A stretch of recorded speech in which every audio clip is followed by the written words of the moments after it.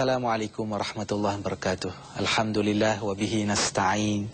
Wassalatu wassalam ala rasulihil amin wa ala alihi wa sahbihi ajma'in, amma ba'. Saudara penonton yang dirahmati Allah, kita mulakan pertemuan kita pada pagi ini dengan kita memuji dan memuji Allah Subhanahu wa ta'ala.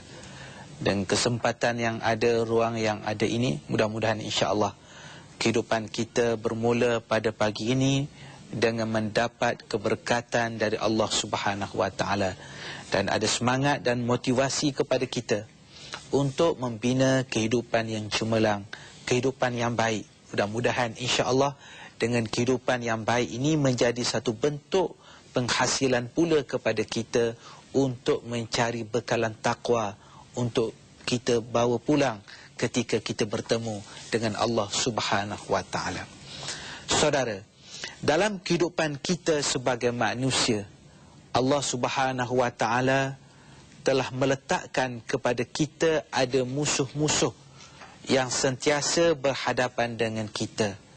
Dan di antara bentuk musuh itu ialah sesuatu yang ada di dalam jiwa kita sendiri. Dan inilah yang disebut oleh Rasulullah sallallahu alaihi wasallam, a'da aduwika nafsuka allati baina jambaika, atau kama qala. Rasulullah menyebut seteru kamu yang paling utama ialah nafsu kamu yang berada di antara dua lambung kamu. Memang kita memahami dan mengakui hakikat bahawa syaitan adalah musuh kita. Orang-orang yang sentiasa cuba memesongkan kita juga daripada jalan kebenaran, musuh kita. Tapi pada masa yang sama, kita harus waspada sesuatu yang berada dalam diri kita sendiri. Itulah yang saya katakan, kita harus waspada sesuatu yang berada dalam diri kita. Nafsu kita, kehendak kita yang tak betul. Kehendak kita yang bukan-bukan, yang menyebabkan kerosakan di dalam jiwa kita. Dan inilah juga sesuatu yang disebut oleh Allah Subhanahu wa ta'ala dalam Al-Quran. Wa nafsin wa ma sawwaha fa'alhamaha fujuraha wa taqwaha qad aflaha man zakkaha wa qad khaba man dassaha. Allah Ta'ala menyebut, dan jiwa serta penyempurnaan ciptaannya, suatu yang sempurna yang dicipta oleh Allah Subhanahu wa ta'ala. Maka Allah mengilhamkan kepada diri manusia ini sesuatu jiwa itu kepada jalan kefasikan dan jalan ketakwaan kepada Allah Subhanahu wa ta'ala. Daripada diri yang sama, pada masa yang sama Allah Ta'ala mengingatkan siapa orang berjaya dan siapa orang yang gagal. Orang yang berjaya Allah menyebut qad aflaha man zakkaha. Orang yang berjaya, orang yang mendapat kemenangan ialah orang yang sentiasa menyucikan jiwanya, menyucikan dirinya, dalamannya, hatinya, kalbunya. Pada masa yang sama Allah menceritakan orang yang gagal. Waqad khaba man dassaha. Dan sesungguhnya rugilah orang yang mengotorkan jiwanya, yang tidak mengurus nafsunya ke arah kebaikan. Kerana nafsu ini sesuatu yang terus ada kepada manusia, yang sentiasa ada kepada manusia. Sebab itu kita perlu memahami sesuatu yang berada dalam diri kita. Kadang-kadang kita cukup memahami sesuatu yang berada di luar daripada diri kita. Kadang-kadang kita memahami tabiat manusia, kehendak manusia, apa yang manusia inginkan daripada kita. Tapi kadang-kadang kita tidak mengenal diri kita sendiri. Sesuatu yang berada dalam diri kita sendiri, nafsu yang mengajak dan mengarahkan kepada kita sesuatu yang buruk yang boleh meruntuhkan kepada kehidupan kita. Kerana itu, persoalan nafsu yang berada dalam diri kita ini, kita harus memahami sebaik mungkin supaya dalam kehidupan kita ini kita kenal nafsu yang tak baik yang berada dalam diri kita, yang sentiasa mengajak kepada sesuatu yang tak baik. Daripada nafsu inilah akan timbul rasa tamak dalam kehidupan. Kita ingin memonopoli segala sesuatu, dan kita ingin menguasai segala sesuatu sampai ke peringkat kita menzalimi orang lain. Kita mengambil hak orang lain. Justru itu kita melihat Sebagai satu contoh dalam Al-Quran, cerita Nabi Yusuf alaihissalam. Yusuf alaihissalam, seorang rasul yang dipilih oleh Allah Subhanahu wa taala, menceritakan soal dalaman, soal nafsu, soal mengawal nafsu, sehingga kan Nabi Yusuf alaihissalam menceritakan dan menyebut, wa ma ubarri'u nafsi innan nafsa la ammaratun bisu illa ma rahima rabbi inna rabbi ghafurur rahim. Allah Ta'ala menceritakan sesuatu perkara yang pernah disebut oleh Nabi Yusuf alaihissalam. Nabi Yusuf menyatakan, aku tidak dapat membebaskan diri aku ini daripada kesalahan. Diri aku ini daripada kesalahan. Kenapa? Kerana sesungguhnya nafsu itu menyuruh kepada kejahatan, kepada sesuatu yang tak baik. Kecuali nafsu yang diberi rahmat oleh Tuhanku. Kemudian Nabi Yusuf mengakhiri dengan memuji Allah, inna rabbi ghafurur rahim. Sesungguhnya Tuhan aku ini, Tuhan saya, ghafurun, maha pengampun, rahimun, maha penyayang. Dalam ayat ini jelas kepada kita, Nabi Yusuf nak membayangkan sesuatu yang berada nafsu, gelojak nafsu yang berada dalam diri.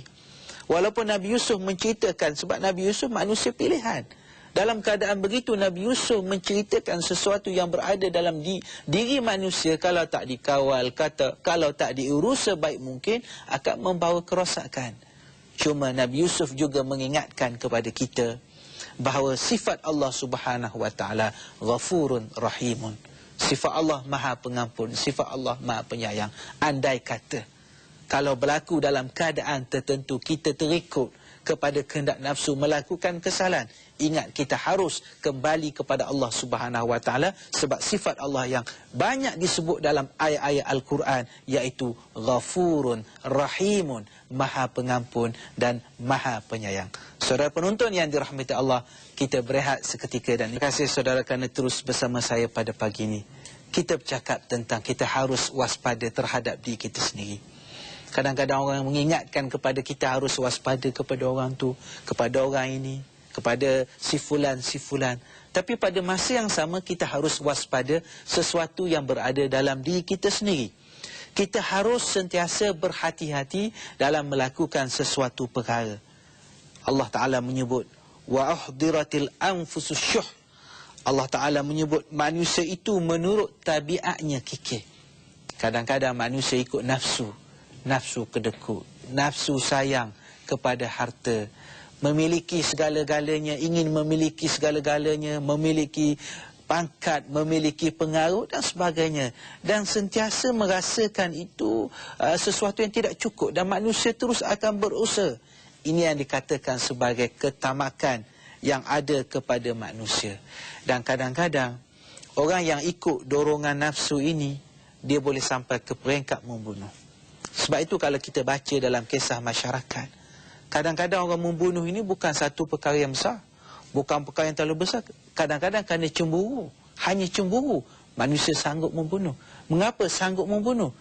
Kerana daripada dorongan nafsu. Nafsu terasa cemburu dan pada masa yang sama hilang pertimbangan, dia akan sanggup membunuh orang lain, sanggup mengambil hak orang lain. Inilah yang disebut juga kisah yang berlaku kepada sejarah manusia. Sejarah manusia yang disebut iaitu kisah Qabil dan Habil, yang perlu menjadi renungan kepada kita. Tapi kadang-kadang kita manusia ni tak mengambil itu sebagai suatu iktibar. Kadang-kadang kita membaca kisah Al-Quran, ini satu kisah Quran, kisah lama, kisah Nabi Adam dulu, kisah anak-anak Nabi Adam. Sedangkan kisah yang berlaku itu sebenarnya terus berlaku sampai sekarang. Sebab kadang-kadang kita tidak mengambil dalam bentuk pengajaran. Kita hanya menyebut dalam kisah sejarah manusia, ini Nabi Adam, ini Qabil, ini Habil. Tapi sebenarnya daripada peristiwa itu boleh mengubah pemikiran kita dan boleh mengurus nafsu kita supaya kita menjadi manusia yang cemerlang, supaya kita menjadi manusia yang hebat.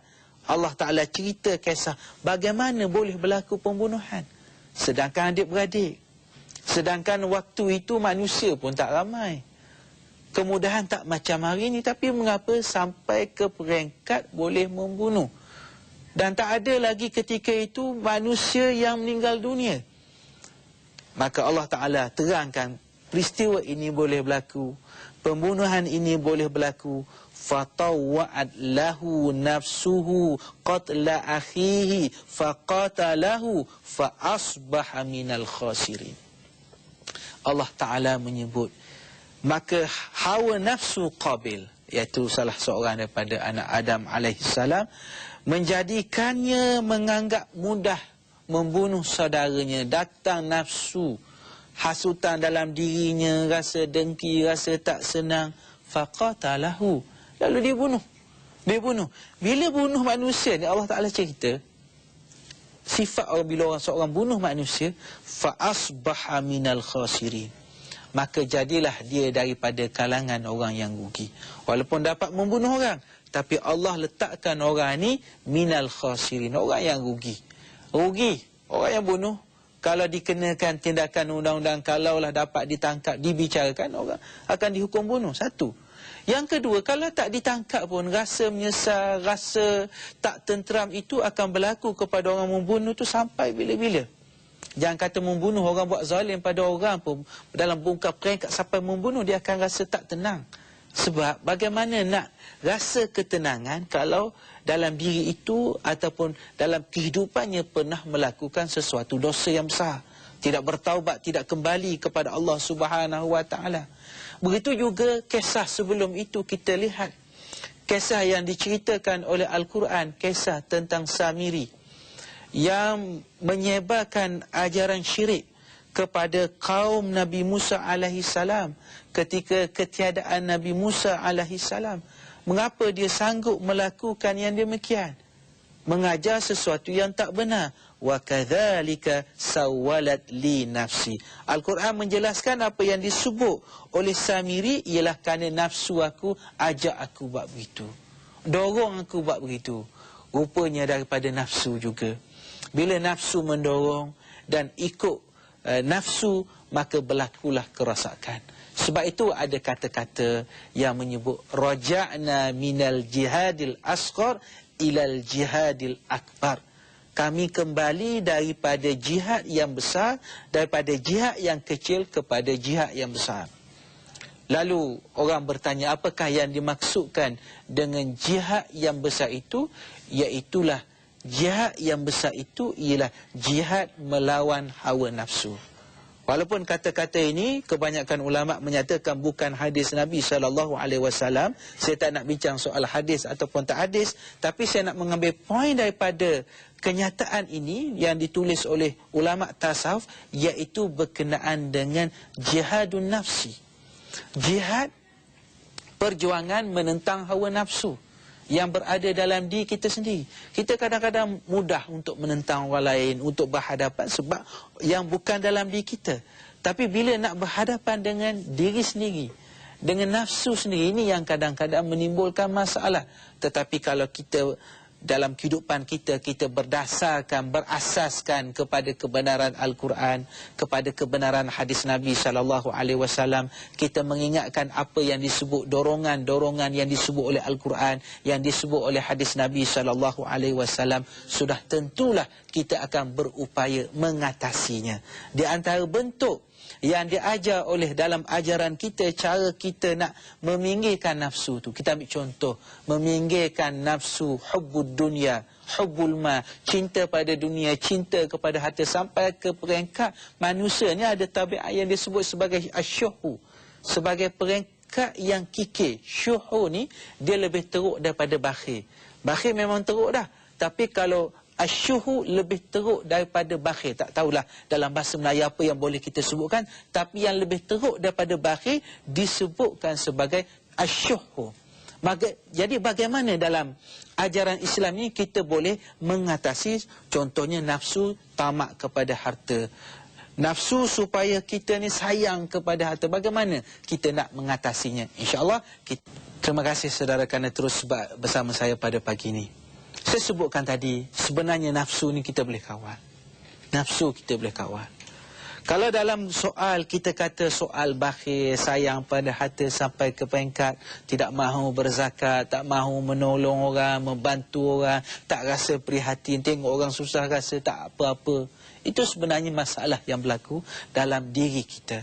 Jadi Al-Quran menyebut wa man yuqa syuhha nafsihi faulaika humul muflihun. Sesiapa yang dipelihara daripada kekirannya, rasa kedekutnya, maka itu merupakan manusia yang beruntung. Maksudnya, kita kena memahami aspek dalam kehidupan ini. Ada orang susah, ada orang senang, ada orang kaya, ada orang miskin. Katakanlah kita ada kelebihan harta.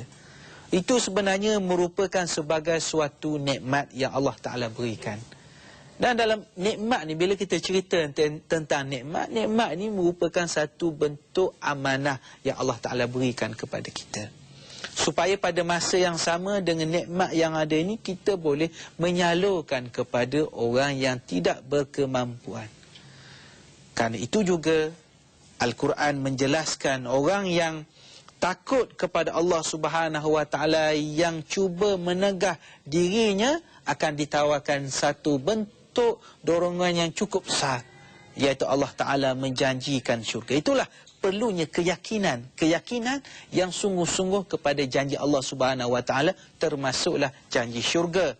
Wa amma man khafa maqama rabbih wa nahan nafsa 'anil hawa fa innal jannata hiyal ma'wa. Allah Ta'ala menyebutkan, dan ada pun orang yang takut kepada kebesaran Tuhannya Allah Subhanahu Wa Ta'ala, dan dia menahan nafsunya daripada melakukan keburukan, maksiat kepada Allah Subhanahu Wa Ta'ala, Allah tawarkan dorongan yang paling besar, fa innal jannata hiyal ma'wa. Maka dia tempat balasannya ialah syurga Allah Subhanahu Wa Ta'ala. Baik, itu kalau kita sebut nafsu tentang kehendak kasih kepada dunia, kasih kepada harta. Begitu juga nafsu manusia ni untuk melakukan perkara maksiat. Sebagai contoh, penzinaan sebagai contoh. Ada cara bagaimana Al-Quran menyebut supaya tidak berlaku dorongan ke arah itu. Antara yang disebut oleh Allah ialah wala taqrabuz zina innahu kana fahishatan wa sa'a sabila. Jangan kamu mendekati perbuatan zina, kerana ianya merupakan perbuatan yang jelek, perbuatan yang hodoh, dan merupakan jalan yang paling buruk. Al-Quran menggunakan istilah wala taqrabu. Jangan kamu dekati. Taqrabu, jangan dekati. Artinya, cara nak mengekang nafsu ini daripada naluri yang tidak baik ini ialah dengan cara tidak mendekati jalan-jalan yang boleh membawa kepada penzinaan, kepada maksiat. Sebab seperti yang kita sebutkan tadi, sifat gelora nafsu manusia ini ialah la ammaratum bisu. Dia sentiasa terdedah untuk melakukan kejahatan. Na'udzubillah min zalik. Jadi justru itu, cara mengekang nafsu itu ialah menjauhi sesuatu yang boleh mendekatkan kita kepada penzinaan. Lorong-lorong yang boleh membawa kepada perzinaan, pergaulan bebas, kita tidak mengawal apa yang kita tonton, apa yang kita baca. Ini semua, tuan-tuan sidang penonton, cara kita mengekang nafsu kita supaya kita tidak terjebak kepada dosa besar. Dan kita harus ingat juga, perlawanan kita menentang hawa nafsu merupakan sebagai suatu perjuangan yang cukup besar. Dan perjuangan ini akan berjaya kalau kita ada kekuatan dalam diri kita. Apakah bentuk kekuatan? Antaranya kekuatan iman yang kental yang ada dalam diri kita. Kalau iman tak kuat, nafsu sentiasa akan menang. Kalau tak ada kekuatan, kepercayaan kepada hari akhirat, kita akan kembali kepada Allah, kita akan dihisap oleh Allah Subhanahu Wa Ta'ala. Manusia akan merasa tak masalah kalau dia melakukan kesilapan, dia aniaya orang, dia buat zalim pada orang. Tapi kalau manusia ada keimanan kepada Allah Subhanahu Wa Ta'ala, akan tenteram jiwanya. Alladzina amanu wa tatma'innu qulubuhum bidzikrillah, ala bidzikrillah tatma'innul qulub. Allah Ta'ala mengungkapkan, dan orang yang beriman akan tenteram hati mereka dengan mengingati Allah Subhanahu Wa Ta'ala, dengan zikrullah. Tapi kita tidak cuba memahamkan zikrullah dalam bentuk yang sempit, iaitu proses mengingat kepada Allah Subhanahu Wa Taala. Bukanlah bila kita sebut zikir kepada Allah tu 24 jam lidah kita menyebut zikrullah, tidak. Tapi dalam apa kita buat, ada ingatan kita, pertimbangan kita kepada apa yang Allah suka dan apa yang Allah tak suka. Dan Allah menegaskan, ala bi dzikrillah tatmainnul qulub. Ketahuilah, dengan mengingati Allah Subhanahu Wa Taala akan tenteram hati manusia. Akan rasa seronok, rasa kita kata lapang bila mengingati Allah Subhanahu Wa Taala. Dan sudah tentu pada masa kita mengingati Allah, mengharapkan Allah, mengharapkan balasan daripada Allah, maka ketika itu nafsu jahat akan tertunduk. Bila nur cahaya iman itu meresap di dalam diri kita ini, justru itu Allah Subhanahu Wa Taala menggunakan perkataan jiwa yang tenang, an-nafsul mutmainnah. Jiwa yang tenang yang boleh mengawal nafsu. Nafsu tak baik ni memang ada pada semua manusia. Kalau nafsu ni tak ada pada manusia, memanglah dunia ni akan aman. Dan manusia pun dia tak akan produktif kalau tak ada nafsu. Dia mesti berdasarkan nafsu. Itulah kelebihan yang Allah Ta'ala berikan kepada manusia. Ada nafsu tapi ada panduan yang Allah berikan supaya manusia mengawal nafsu ini. Ya ayyuhan nafsul mutmainnah, irji'i ila rabbiki radiyatan mardiyah, fadkhuli fi ibadi wadkhuli jannati. Hai jiwa yang tenang. Jiwa yang macam mana? Jiwa yang dapat mengawal, mengurus nafsu dengan cara yang baik. Maka sampai ke peringkat bila kita kembali kepada Allah Subhanahu Wa Taala, Allah gunakan, hendaklah kamu kembali kepada Tuhan kamu dalam keadaan hati yang puas dan diradai oleh Allah Subhanahu Wa Taala. Kita pun seronok. Sebab dalam hidup kita, kita melakukan sesuatu yang terbaik, sama ada terbaik kepada Allah yang mencipta kita dan terbaik sesama manusia. Maka bila sampai ke peringkat itu, Allah menyebut fadkhuli fi ibadi. Kamu masuklah dalam satu grup, satu kumpulan yang merupakan hamba-hambaku yang aku redha. Makna dikumpulkan kita dengan manusia yang diredai oleh Allah Subhanahu Wa Taala. Dan tidak cukup dengan itu, wadkhuli jannati. Masuklah kamu ke dalam syurga aku. Itulah saudara yang dapat kita fahamkan, kita harus mengawal ataupun mengurus sesuatu yang berada dalam diri kita, iaitu nafsu kita. Dan kita harus sentiasa berwaspada. Sebab itu sifat orang mukmin, bila nak melakukan sesuatu, berfikir dahulu. Bukan dah bila buat baru fikir Allah silapnya, ni salah besar. Tidak. Tapi sikap kita, kita memahami kita ada nafsu yang berada dalam diri kita, kita urus sebaik mungkin dan kita kena ingat sentiasa. Dan sebab itu hubungan kita dengan Allah itu cukup penting untuk kita memastikan bahawa iman itu boleh mengatasi gelajak nafsu yang berada dalam diri kita. Sekadar itu pertemuan kita pada pagi ini. Wassalamualaikum warahmatullahi wabarakatuh.